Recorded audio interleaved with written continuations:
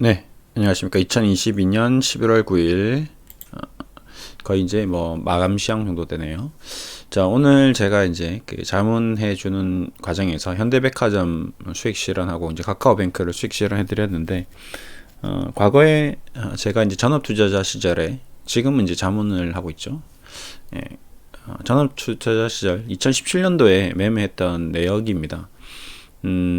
저도 이제 과거 매매 내역들을 지금은 기록하고 있지는 않습니다. 다 이제 정리를 했고요. 내가 과거에 했던 매매를 기억하는 것도 중요한데, 시장에서 살아남기 위해서는 유연성을 길러야 되기 때문에, 그 유연성을 기르기 위해서는 과거의 가격에 집착하면 안 되거든요. 근데 우연히 저도 이제 제 방송을 이렇게 쭉 둘러보니까 신세계백화점을 거래했던 영상에 대한 내용들이 있더라고요. 그 내용의 한 부분으로 제가 과거에 매매했던 내용이 있어서 한번 캡처를 가지고 왔습니다. 이 부분을 보면서 현재 현대백화점, 신세계, 롯데쇼핑, 뭐 호텔신라 이 면세점 기업들하고 5년이 지난 지금 무엇이 달라졌고 어떻게 이렇게 됐으며 앞으로 어떻게 될 것인가 조심스럽게 한번 생각을 해보는 거죠. 그런 시간을 좀 가지도록 하겠습니다. 저는 이제 현대백화점, 신세계, 롯데쇼핑, 호텔신라 이런 종목을 좋아하는 이유는 안정성 때문에 그렇습니다. 주가 변동이 크지 않고 이 기업들이 향후 전망이 좋았었죠. 당시에는 코로나가 발발하기 전이었고, 내수 그러니까 식음료 쪽은 항상 좀 우리가 반드시 사용해야 되는 뭐 그런 게 있죠. 아무리 시장이 힘들어도 우리는 밥은 먹어야 됩니다. 그렇죠? 아무리 어려워도 옷은 사 입습니다. 그렇죠? 아무리 그래도 남자들은 죽어라고 일을 하더라도 어머니 여성분들은 옷을 계속 사더라고요. 제가 여성 의류 쇼핑몰을 몇 년간 운영해 본 결과 매주 옷을 사시는 분을 보면서 여성분들이 있는 한 이 패션 업계는 망할 수가 없구나. 남자들은 옷을 안 사죠. 저도 10년 전에 샀던 옷을 지금도 입고 있는 옷이 있습니다. 그만큼 한번 편하면 이제 남자들은 잘 옷을 안 사는데, 여성분들은 이제 그 트렌드라든지 어떤 패션 감각이 떨어지면 굉장히 곤란할 수가 있거든요. 그래서 이제 그런 게 있고, 그래서 현대백화점, 신세계 이런 기업들은 지금도 저는 마찬가지지만 아무리 의류 쇼핑몰이 시장 지배력이 높아지고 마켓 쉐어가 높아진다 하더라도 백화점은 절대 망하지 않는다라는 저는 그 확고한 신념이 있습니다. 그때 당시에 그 쇼핑몰 운영해 보면서 아무리 진짜 정말 바빠서 인터넷 쇼핑몰을 이용하는 경우가 많고요. 그 다음에 정말 쇼핑몰을 갔다가 너무 많이 살까봐 카드를 너무 지를까봐 못 사는 분도 있을 거고, 어쨌든 지금 뭐 타임스퀘어, 영등포 타임스퀘어라든지 각종 쇼핑몰들을 보면 이제 어떤 단순 쇼핑을 떠나서 뭐 영화도 보고 외식도 하고 다양한 엔터테인, 놀거리, 즐길거리, 엔조이 할 것들이 많이 있는 거죠. 그렇기 때문에 앞으로 영원히 지속된다고 보고 있고, 왜 지금 이 사태가 됐는지는 저는 가장 핵심적으로 이 면세사업부 때문이더라고 저는 생각하고 있습니다. 내수는 분명히 확실히 좋아졌죠. 예전보다. 그렇죠? 근데 이 면세사업점이 앞으로 어떻게 될지에 대해서 한번 좀 되짚어 보겠습니다. 보시면 당시에 제가 그 신세계를 매도했던 가격대가 28만 9천원, 271주 뭐 이런 식으로 나오네요. 수익 금액이 1,400만원, 뭐 20% 정도 수익 났는데, 그리고 현대백화점도 10만 6천원. 지금 현대백화점이 얼마죠? 5만 9천원이죠. 그러니까 2017년부터 2022년 지금 현재까지 현대백화점은 계속 확장을 해왔습니다. 지금 여의도도 그렇고요, 더현대도 그렇고요. 근데 당시에 10만 6천에 제가 수익 실현했는데 지금 5만 8천원이 얼마나 싸 보이겠습니까? 제 눈에는 그렇겠죠. 그러니까 5만 5천원은 더 싸 보였겠죠. 그렇겠죠. 신세계도 지금 현재가가 21만원인데 28만원입니다. 제가 당시에 28만원 매도할 때 영업실적 2017년 영업실적을 잠깐 들여다보면 깜짝 놀라실 수도 있습니다. 정말 이럴까요? 그냥 기업이 재무제표로만 움직이지 않는다라는 게 이런 데서도 증명이 되는 거거든요. 2017년도에 영업이익이 3,400억이었습니다. 그렇죠? 근데 지금 7,300억이거든요. 근데 주가는 30만원에서 20만원으로 다운됐습니다. 아이러니하죠. 내년에는 8천억, 내후년에는 8,800억까지 신세계 실적이 영업이익이 증가된다고 하는데 어떻게 이런 일이 생길 수 있을까요? 그러니까 당기순이익은 왜 이렇게 또 작나요? 영업이익보다 당기순이익이 작은 기업도 드뭅니다. 근데 왜 그러냐? 또 그것도 나중에 또 살펴봐야 되겠죠. 예. 다양한 이슈들이 있습니다. 기업은 우리가 단순히 그냥 겉으로 표면적으로 보이는 것과 실질적으로 내부에서 바라보는 것들이 굉장히 다르거든요. 그렇기 때문에 그렇습니다. 롯데쇼핑도 마찬가지. 당시에 뭐 3, 40만 원 수익 실현하고 했던 10만 원, 20만 원 수익 실현했는데 지금 8만 원입니다. 8만 9천 원. 좀 아이러니하죠. 영업이익이 근데 롯데는 변동성이 좀 컸습니다. 이 당기순이익이 급격히 나빠졌죠. 예, 무분별한 어떤 점포와 이제 이 삼강구도에서 완전히 도태 당하는 그런 아픔을 겪었습니다. 뭐 이마트, 홈플러스, 롯데마트, 완전히 롯데마트가 완전히 참패를 했죠. 그러면서 엄청난 실적 쇼크를 보였습니다. 백화점도 마찬가지입니다. 신세계, 현대, 롯데 셋 중에서 완전히 참패를 해서 롯데가 사드 문제, 뭐 그다음 신격호 뭐 자녀들 지분 싸움 문제, 뭐 그다음 일본 불매 운동 완전히 샌드위치가 돼서 중국은 중국대로, 일본은 일본대로, 한국에서 완전히 그 참패를 당했습니다. 그러면서 삼강구도에서 완전히 단독적으로 신세계가 앞서 나가기 시작했고요. 그다음에 현대백화점이 그나마 뒤를 따르고 있고 롯데는 완전히 이제 없어지는 기업이 아닌가 싶을 정도로 무너졌으나 지금 다행히 조금씩 영업이익이 회복되고 있습니다. 그런 걸 보면 이 주가 차트에 이 기업들이 그대로 이제 현재 그 위치를 파악할 수 있는 거죠. 현대백화점이 뭐 그럼에도 불구하고 20만 원에서 지금 6만 원, 고점 대비 70%, 롯데쇼핑이 50만 원 대비 8만 5천 원 80%, 신세계가 고점 대비 56%. 그나마 신세계가 제일 잘하고 있는 거죠. 그러니까 이 3사에서는 그래도 신세계가 당시에 이제 이마트가 분할되기 전에 가격이 50만 원이었는데 20만 원이라는 거는 그래도 선방을 했다라고 할 수 있는 거죠.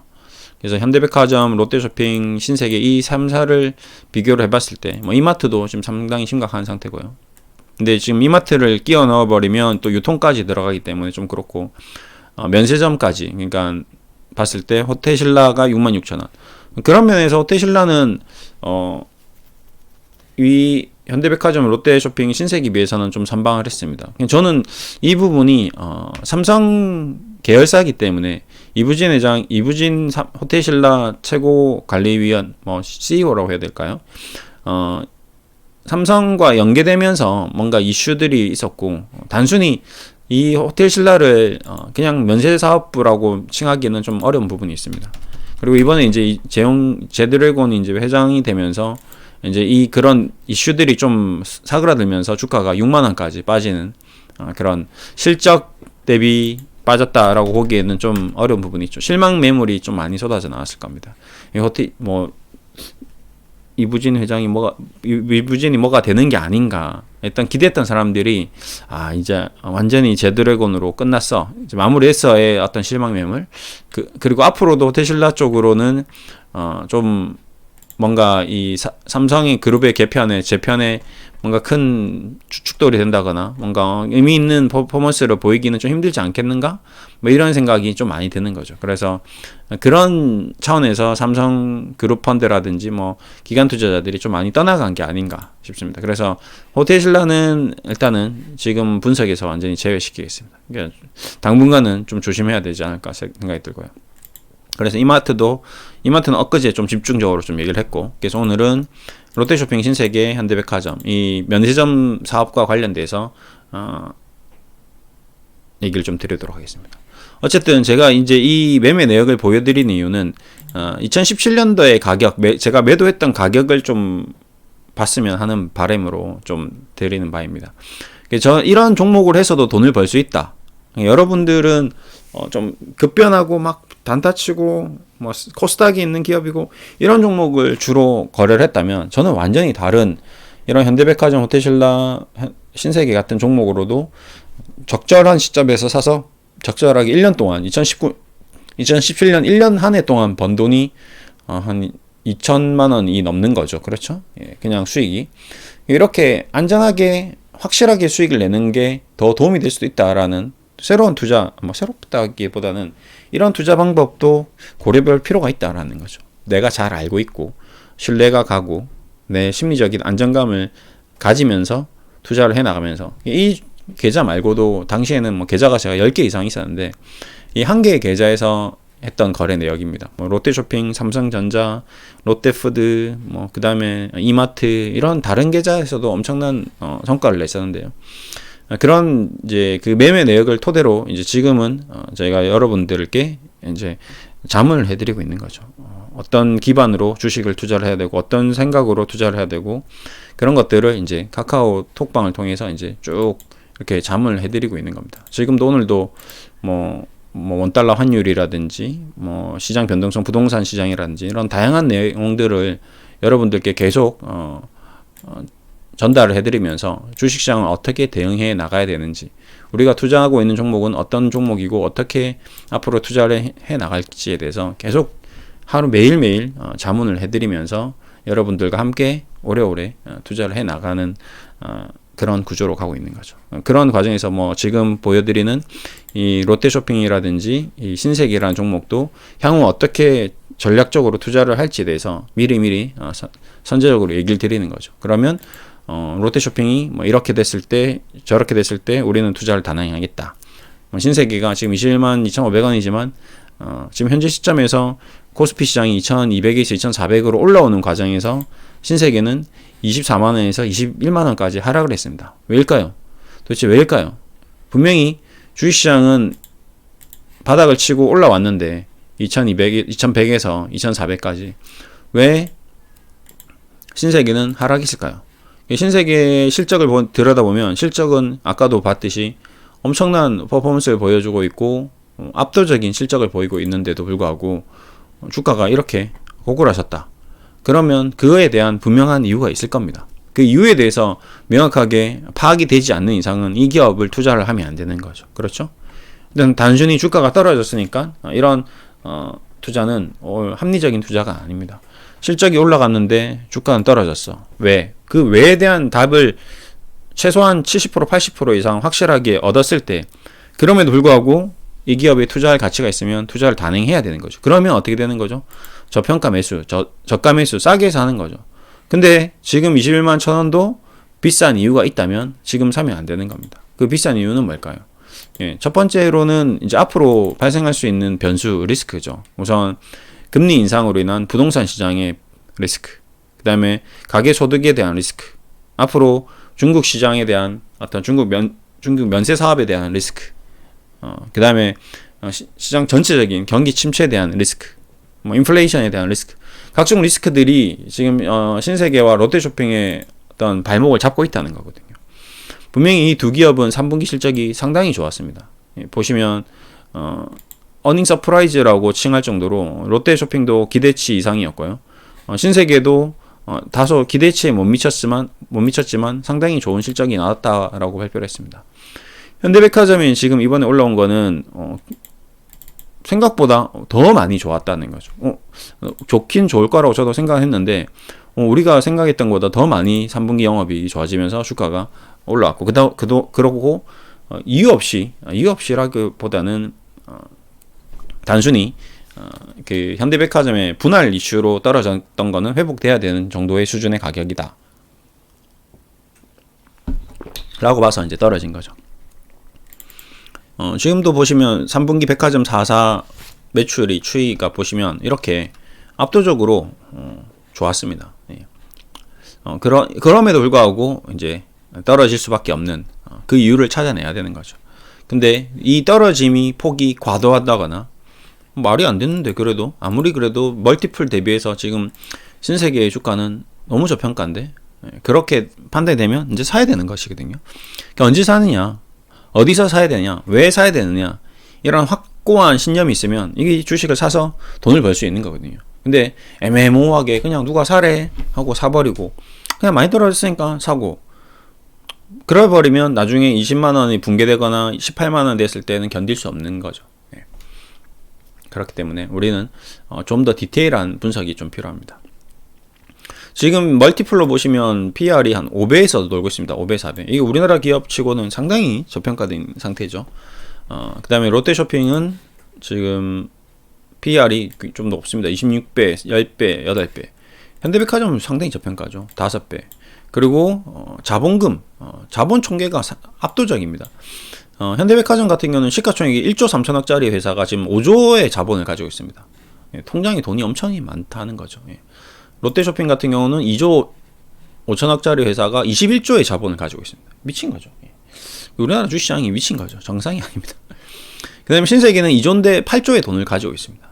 예. 죄송합니다. 6조. 예. 상당히 지금 백화점 3사들이 돈이 많습니다. 대신에 좀 부채도 좀 있죠. 예. 부채도 좀 있습니다. 빚도 좀 있고 뭐 그런 부분이 있기 때문에 이 유통사들이 가지고 있는 사업 구조 자체가 백화점이라는 건물을 제공하고 브랜드 어떤 이미지를 제공하고 그 안에 입점되어 있는 기업들이 수수료를 내면서 백화점은 그 수익을 얻는 그런 구조잖아요. 예.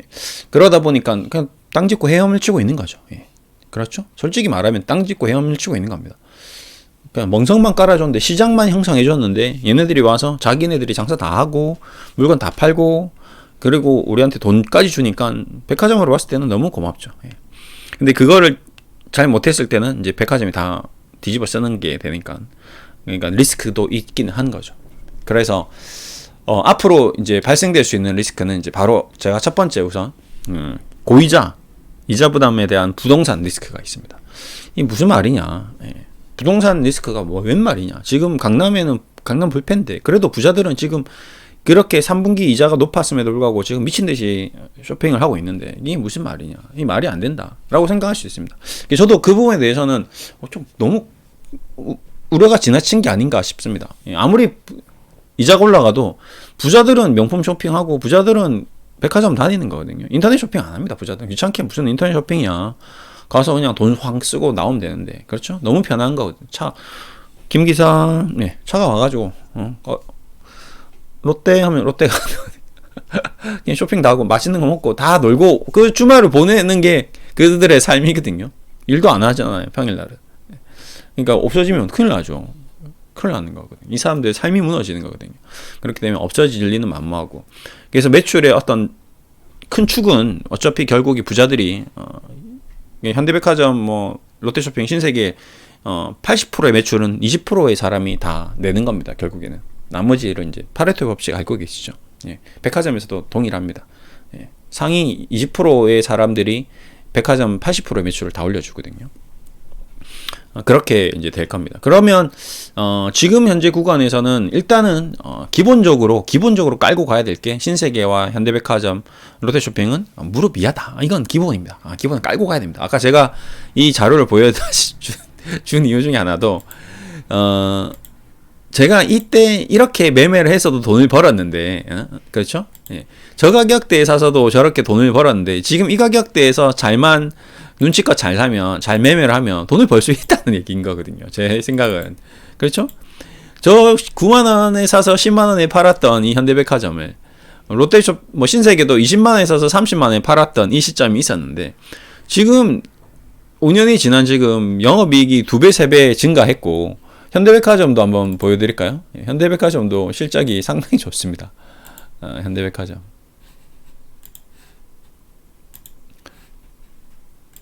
현대백화점도 보시면 단기 영업이익이 이제 3,700원에서 4,500원.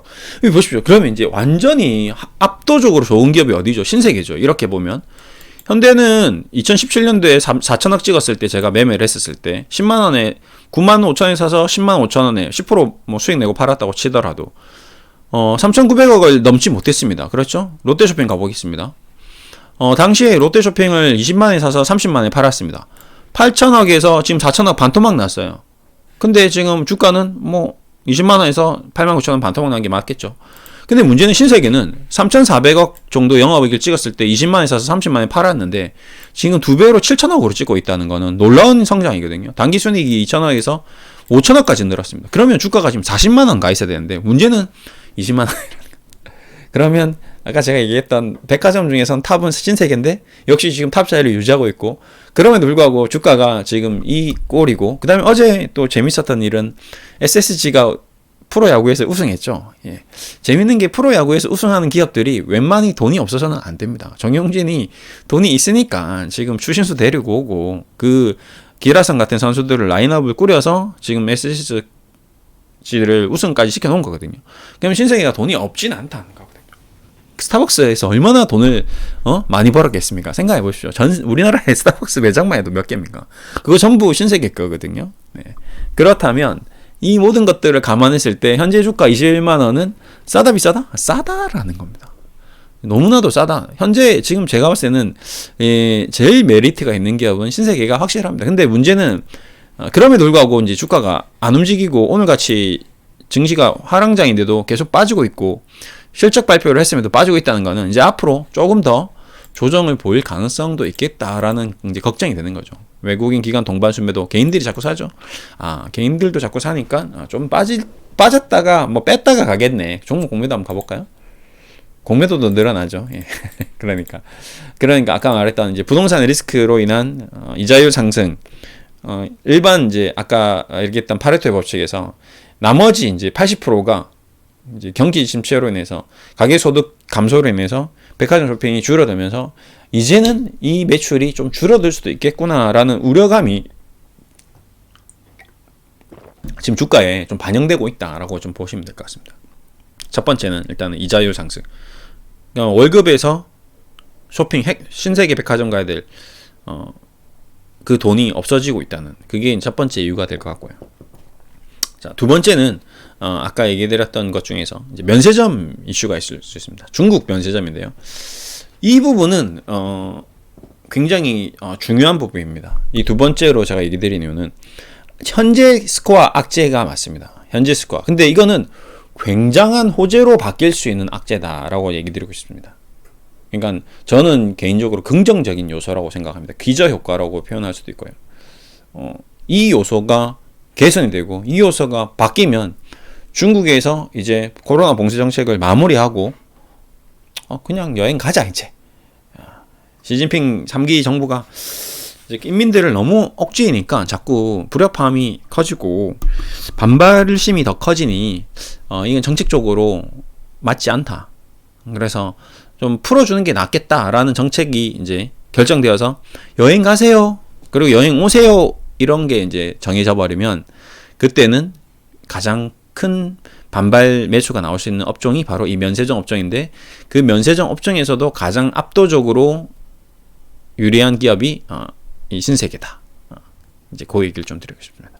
그래서 악재 플러스 호재를 함께 가지고 있다. 그래서 지금 주가가 쌀 때 저점에서 매수를 해둔다면 이 기업은 반드시 중국에서 여행객이 증가되면서 한 번 기회를 줄 수 있는, 한 번 정도는 큰 시세를 낼 수 있는 요인 중에 하나가 바로 그 요인이다. 그래서 20만 원에 깨지거나 뭐 18만 원에 온다거나 하면 이 기업은 눈에 불을 켜고 봐야 되는 기업이다라는 거죠.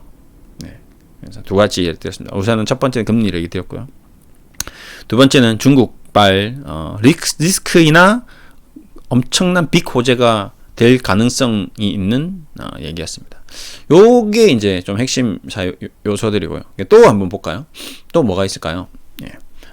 그리고 이제 수급적인, 기술적인 리스크가 있겠죠. 방금 얘기 드린 거 중에 하나인데, 이러한 이유들로 인해서 기관 투자자들은 이 기업을 지금 시장에서 팔고 있다. 그게 또 악재가 될 수 있죠. 수급적으로. 가야 될 때 안 가면 밀립니다. 밀려요. 가야 될 때 안 가면 밀립니다. 주식은 늘 그래왔어요. 그래서 조금 있다가 이제 코스피가 2400에서 2300으로 떨어질 때 얘가 어떻게 움직이는지 봐야 됩니다. 현대백화점, 신세계, 롯데 이렇게 세 개를 뚝 보면 아마 주가가 현대백화점은 시장이 2300으로 밀리면 횡보할 가능성이 높습니다. 롯데쇼핑도 적절하게 수익이 냈기 때문에 이 8, 9만에서 왔다 갔다 하면서 조금씩 조정을 보일지언정. 근데 신세계가 훅 꺾이면 그거는 이제 농간지일이 될 수 있는 거죠. 장난이 시작되었구나. 신세계를 뒤흔드는구나. 뭔가 재밌는 쇼를 한번 보여줄 수도 있겠구나. 연기금에서 미친 듯이 팔아 제낄 수도 있습니다. 예. 그렇기 때문에 제 개인적으로는 지금 신세계가 가장 매력적이면서도 가장 싸면서도 가장 리스키한 그런 종목이면서도 가장 관심이 높은 종목입니다. 그렇기 때문에 저번에 신세계 이마트를 얘기하면서 신세계를 잠깐 얘기 드렸는데 오늘 이제 집중적으로 비교하면서 얘기를 드리는 거죠. 신세계로는 저도 굉장히 큰 수익을 한번 거의 제가 어제도 엊그제도 얘기했지만 엄청 수익을 많이 크게 냈습니다. 수익률로도 뭐 200% 이상 냈었고 금액적으로도 몇 억대 수익을 거둬들였던 그런 종목이기 때문에 잘 알고 있죠. 잘 알고 있습니다. 제가 이 주식을 보유한 기간만 해도 2년 이상이 되었을 거예요. 과거 전업투자자 시절에도 매일 눈만 뜨면 신세계만 봤으니까요.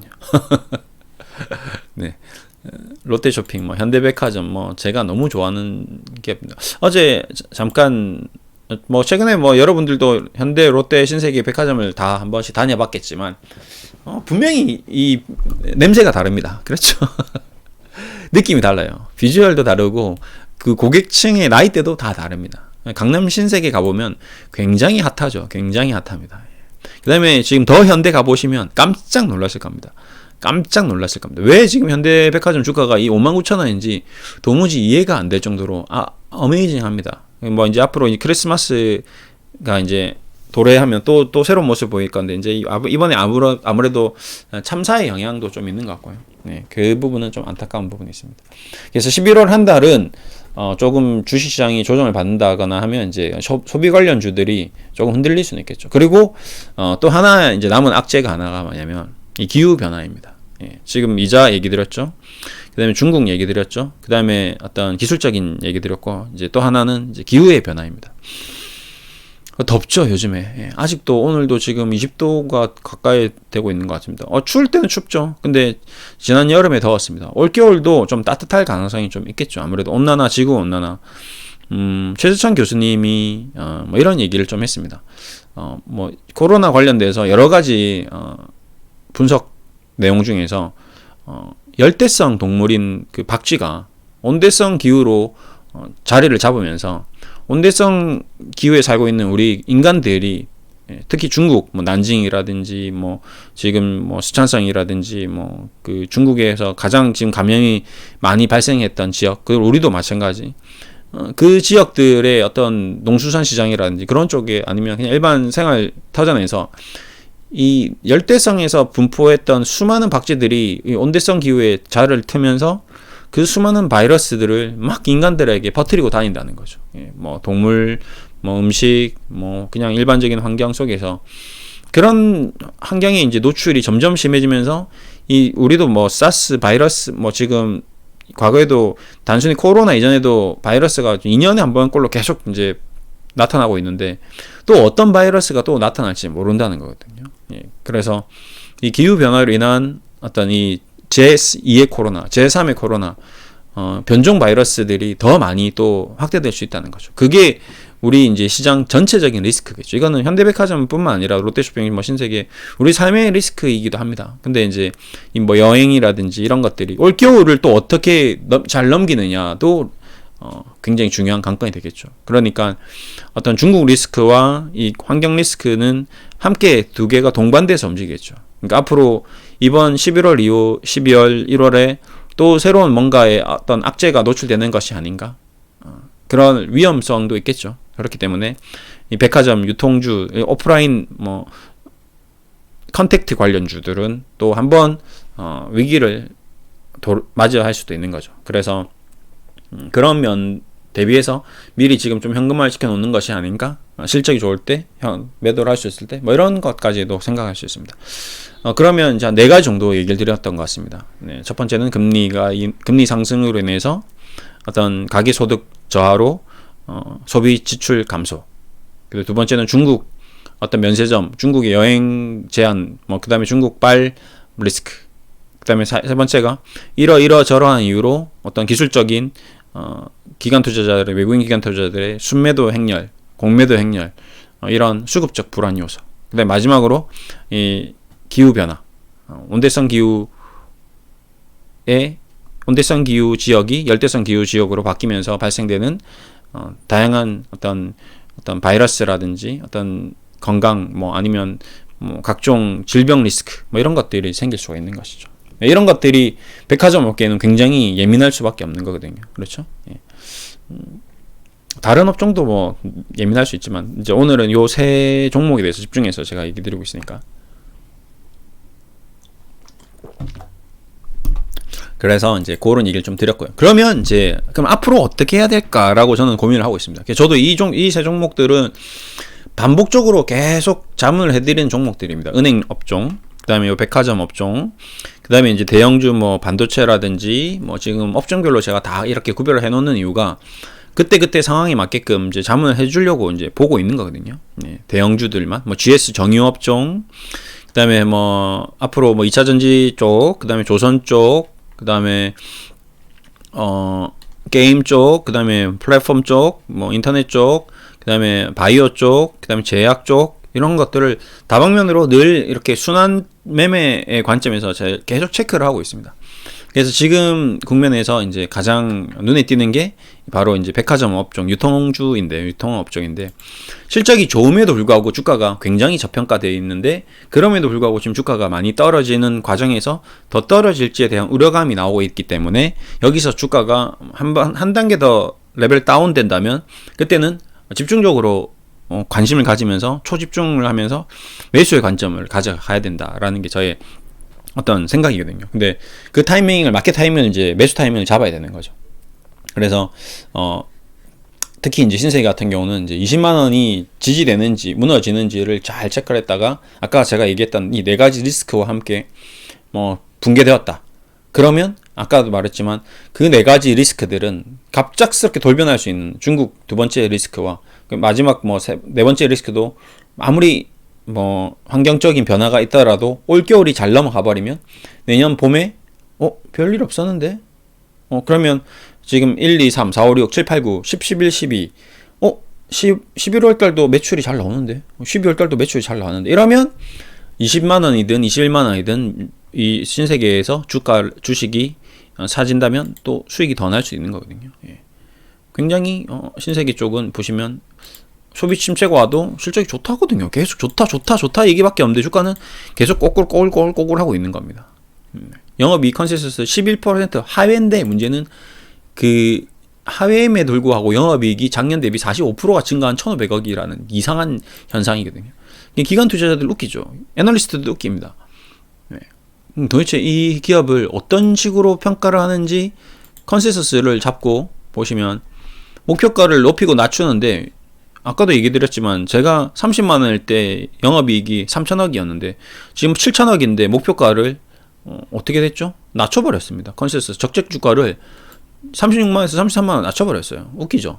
38만원에서 31만원 낮췄습니다. 이상하잖아요. 이베스트 38만원에서 그러니까 이 낮춘 이유가 아까 제가 얘기했던 이 네 가지 그런 이유들이 기관 투자자나 애널리스트 봤을 때 앞으로가 좀 다소 좋지 않다라는 거죠. 앞으로가. 근데 실적으로 작년에도 앞으로가 안 좋다 했고 올해도 앞으로가 안 좋다 했는데 계속 실적이 좋았습니다. 얘네들이 다 틀렸다는 거거든요. 얘네들 말대로 지금 실적이 하나도 안 나오고 이 기업들은 너무나도 장사를 잘하고 있다는 거죠. 그러면 이때 누가 들어오냐? 이제 외국인들이 들어올 수 있는 거죠. 너네들의 판단은 난 신뢰하지 않아. 너네들 의견은 그냥 너네 생각이고 내가 주식을 살 거야. 걱정하지 마. 넌 그렇게 얘기해. 난 그냥 살 거야. 그럼 계속 사버리면 어떻게 되나요? 현대백화점도 이번 최근에 외국인이 계속 사고 있죠. 계속 삽니다. 어떻게 되죠? 주가 올라오는 거죠.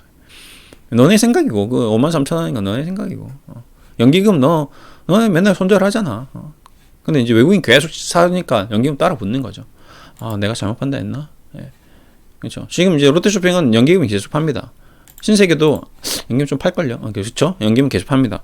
연기금의 생각은 그냥 연기금의 생각입니다. 제일 중요한 거는 외국인의 생각입니다. 우리나라 주시장의 생각은 연기금의 생각은 보지 마시고 외국인의 생각을 보시는 게 정답이다. 예.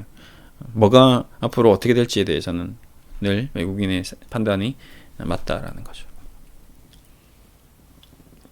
그러면 이제 앞으로 신세계가 외국인이 순매수가 들어오는 시점이 굉장히 중요한 시점이 될 겁니다. 지금 외국인이 파니까 외국인 내가 봐도 좀 그런 것 같아. 그래 그런 것 같아. 아니면 한번 흔들었다가 한번 개미 한번 털고 갈까?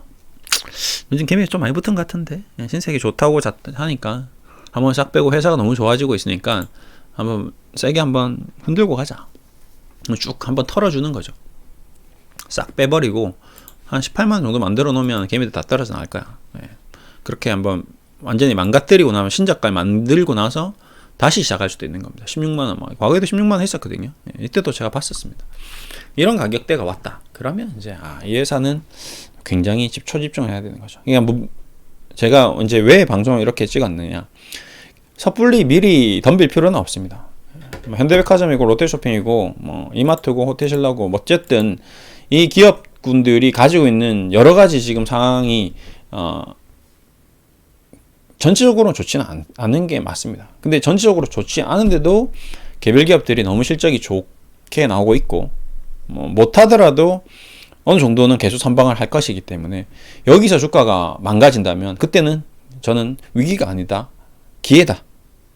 위기는 절대 아니다, 기회다 라고 저는 생각하고 있기 때문에 그 얘기를 좀 드리고자, 그러니까 주식을 이제 보는 뷰를 제가 이런 식으로 주식을 보면서 여러분들에게 이제 나중에 이제 결과적으로 이제 자문을 하면서 이제는 사주세요 하고 매수 신호가 이제 나가는 거죠. 현대백화점처럼 뭐 카카오처럼. 그게 좀 빠를 때도 있고 늦을 때도 있고 그렇습니다. 지금 뭐 신호가 안 나갔는데 뭐 올라갈 수도 있는 거죠. 근데 신호가 나갔는데 더 떨어질 수도 있습니다. 그렇기 때문에 그러면 매수 신호 나가고 무조건 수익이면 너무나도 좋겠죠. 저도 너무나도 좋을 것 같습니다. 그럼 저는 굳이 자문할 필요가 없겠죠. 몇십억씩 대출 받아가지고 그냥 주식만 사놓고 평생 사서 팔고 사고 팔고 사고 팔고 하면 몇백억대 몇천억대 부자가 되겠죠. 근데 그렇지는 않습니다. 주식시장이라는 것이요. 네. 저도 엄청나게 많이 자문을 해드렸고 자기 매매도 해보고 다 해본 결과 그런 경우는 없었습니다. 그래서 늘 분산 투자하고 분할 매수하고 분할 매매를 하면서 적정 수준으로 적정 수익을 걷어가는 게 중요한 것이죠. 그래서 늘 얘기 드리는 게 주식 자체가 네 인생의 전부가 되면 안 됩니다. 저는 인생의 전부죠. 왜? 저의 직업이니까요. 그렇죠? 예, 저는 이걸 위해서 모든 공부를 책을 읽는 이유도, 지금 엄청나게 많은 책을 읽는 이유는 주식 잘하려고 읽는 게 맞습니다. 예. 주식의 7월 8월이 심리학이기 때문에 지금은 제가 미친 듯이 심리학 책들을 읽고 있는 거죠. 그 심리학 책 속에서 나오는 수많은 얘기들이 결국 주식시장에서 다 연결이 되더라고요. 예, 동물학도 있고 있습니다. 왜? 우리는 인간이기 전에 동물이거든요. 움직이는 동물이거든요. 그래서 왜 이런 생각을 하는지에 대해서 동물 행동학, 재무 행동학, 각종 서적들을 막나고 미친 듯이 읽으면서 어떤 여러분의 어떤 투자 행동, 어떤 투자를 했을 때 일어나는 그런 현상들, 이런 것들을 잘 기억했다가 우리 투자자들에게, 우리 자문을 받으신 분들에게 유익한 결과치를 드리기 위함인 것이죠. 오늘도 이제 좋은 내용이 하나 있어서 이 내용을 마무리하면서 끝내겠습니다. 논쟁을 좋아하는 사람이 많다. 논쟁에서 이기면 돋보일 수 있고 그 돋보임이 목표에 도달해 유리하게 작용한다고 생각한다. 물론 논리로 상대를 제압하는 사람은 화려해 보인다. 하지만 생각해보라. 쓰디 쓴 쓸개즙이 가득 담긴 항아리보다 달콤한 꿀 한 방울에 더 많은 벌레들이 모여들기에 마련이다. 모여들기 아닌가요? 위너들은 말한다. 우리는 타인을 설득해야 성공할 수 있다고 배웠다. 하지만 타인은 설득의 대상이 아니라 포용의 대상이다. 설득의 목표는 마음을 여는 것이다. 우리는 우리를 받아들이는 사람에게 마음을 연다. 작은 대화에서도 귀엽고 자신의 의견을 관철하는 사람이 있다. 주변 사람이 모두 말문이 막혀야 직성이 풀리는 사람이 있다. 그렇게 해서 그가 얻은 것은 무엇인가? 상대를 제압했다는 짜릿한 쾌감? 결국 모든 사람이 곁을 떠나고 그는 마침내 홀로 남은 자기 자신과 대결하게 될 것이다. 꼭 그렇지는 않죠. 이 내용도 제가 이제 중요하게 보는 거는 꼭 설득, 저도 지금 여러분을 자꾸 뭔가 설득하려고 하는데 여러분은 항상 저와 함께하는 이제 그런 중요한 관계인 거죠. 예. 저도 제가 포용을 할 수는 없겠죠. 이게 상호 커뮤니케이션 관계가 아니니까요. 그렇겠죠. 대신에 이제 저의 의견을 여러분들한테 주입하지도 않고 제가 여러분을 설득하려고 열을 내서 막 얘기하는 것도 의미가 없다라고 저도 생각합니다. 지금 한 얘기도 어느 정도 이 현대백화점, 롯데쇼핑, 신세계 이 세 종목에 대한 이 네 가지에 대한 얘기도 반드시 그렇지 않다라고 저는 전제를 깔고 있습니다. 첫 번째, 금리 하락할 수도 있는 거죠. 다시 그렇죠? 환율 변동 생길 수 있습니다. 그 다음에 중국 정책 계속 봉쇄 정책 할 수도 있습니다. 그렇죠? 그럴 수 있습니다. 그렇기 때문에 제가 여러분들한테 무조건 좀 열대 기후, 우리 인류가 너무 똑똑해서 지금부터 이 기후 변화에 대한 엄청난 관심을 가지면서 다시 온대성 지역이 열대성 지역했던 동물들이 다 열대성 지역으로 돌아갈 수도 있습니다. 바뀔 수도 있는 거죠. 어디까지나 가능성에 대해서 제가 이제 여러분들께 저의 생각은 이렇다라고 이제 얘기를 드리는 거죠. 여러분들도 한번 그런 얘기를 들으면서 그래요, 뭐 그럴 수도 있겠고, 뭐 이건 어떻게 생각하나요? 뭐 저는 아닐 수도 있을 것 같은데요. 그런 얘기를 뭐 댓글로 다셔도 상관없습니다.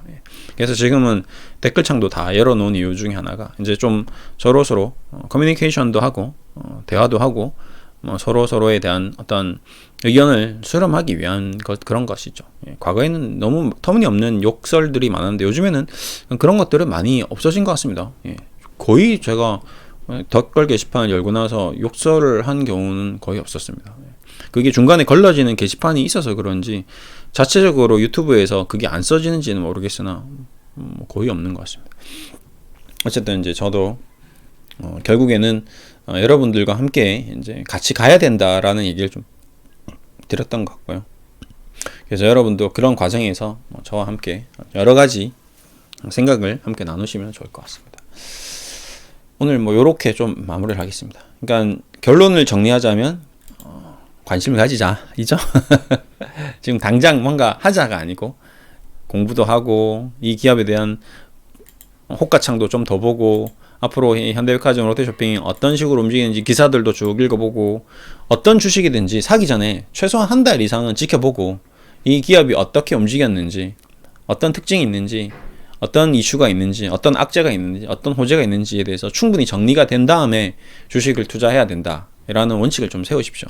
꼭 현대백화점과 롯데쇼핑, 신세계를 떠나서 그냥 아무도 모르는 ABCNC 누가 ABCNC 움직인대 간대 이러면 띡 사지 마시고 아시겠죠? 이차환불 좋대? 그럼 이차환불 그냥 사는 게 아니라 이차환불은 무슨 회사지? 한국콜만 뭔데?